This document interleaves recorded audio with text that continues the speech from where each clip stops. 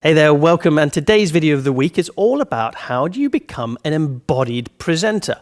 That is, how do you speak in a way that your whole body, your whole essence, your whole energy, all your charisma comes through so that what you say lands. Now, again, some people may be thinking this is only useful for those people who are in the profession of training, speaking, facilitating, coaching, and all that type of thing. Well, good presentation is the expression of who you are to another so that communication is effective.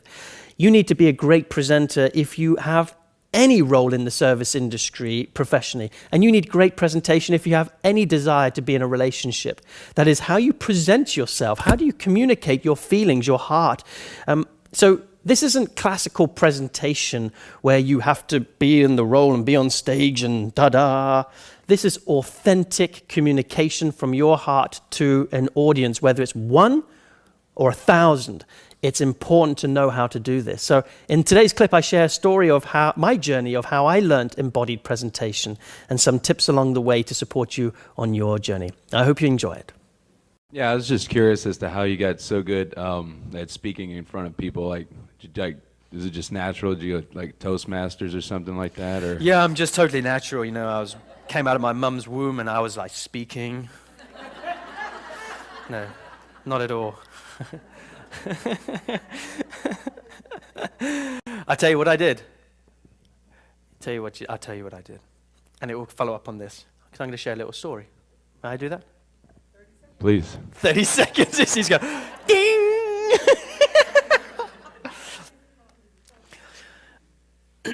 First thing that I did was that in 1998, I attended a personal development seminar called ISA, the Institute for Self-Actualization.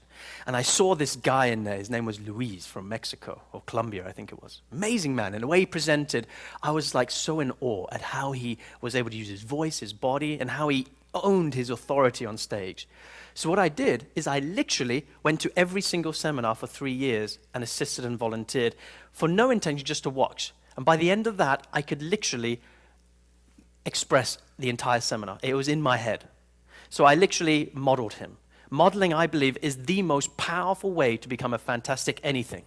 In your case, if you wanted to learn how to be a speaker, be around great speakers and train with them. And don't just be listening to the speaker, become the speaker.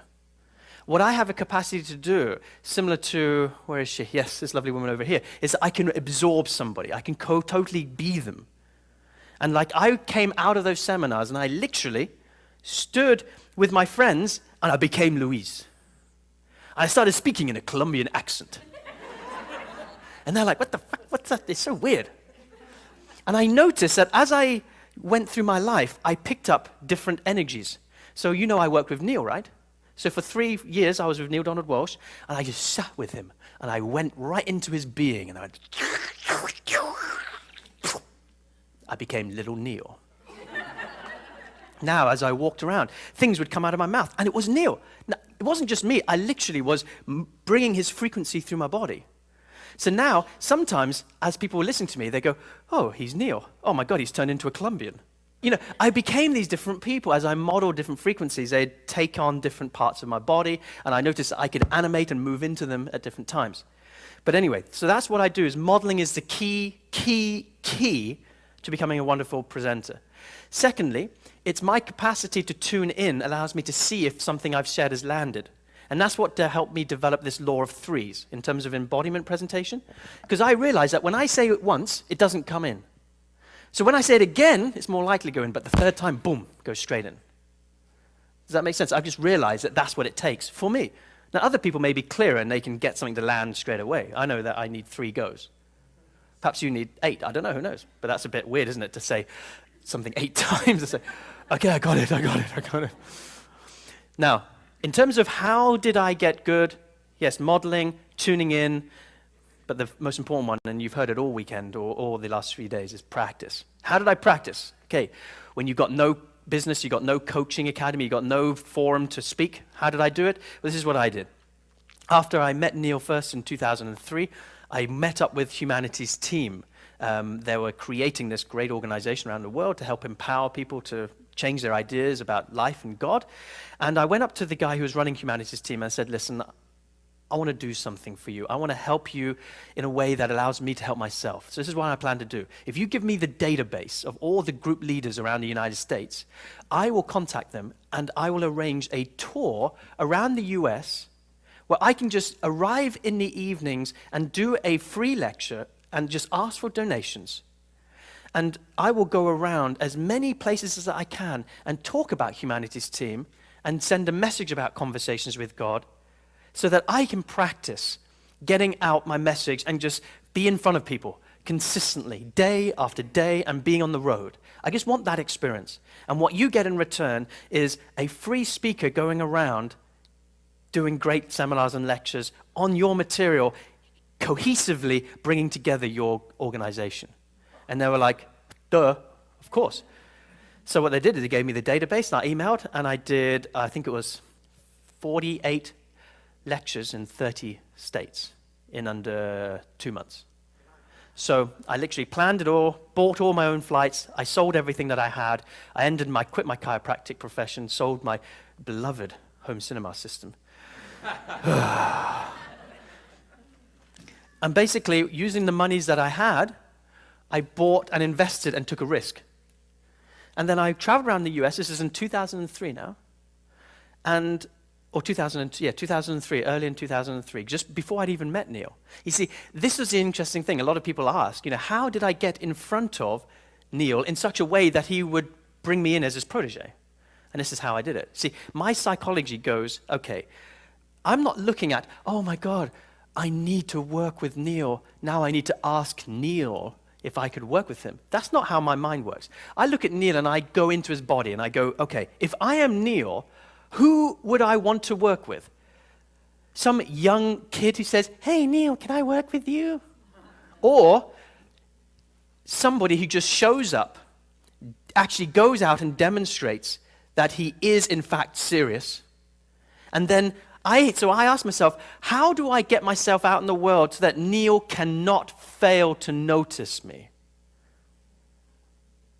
That's my attitude. Okay, I'm going to make it so clear that I'm going to be in his face, but not directly, indirectly. I'm going to make sure that I travel all around the US except Oregon.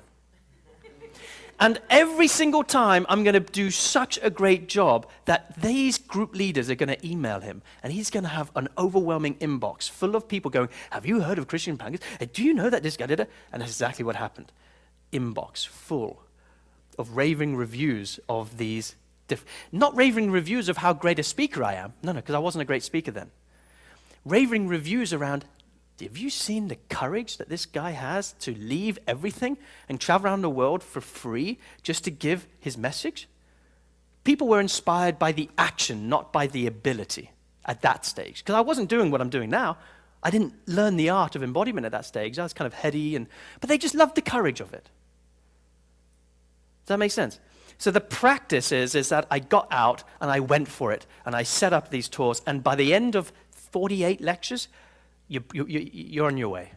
Hey there, welcome. My name is Christian Pankers and I'm one of the facilitators at the upcoming Embodied Speaking Retreat.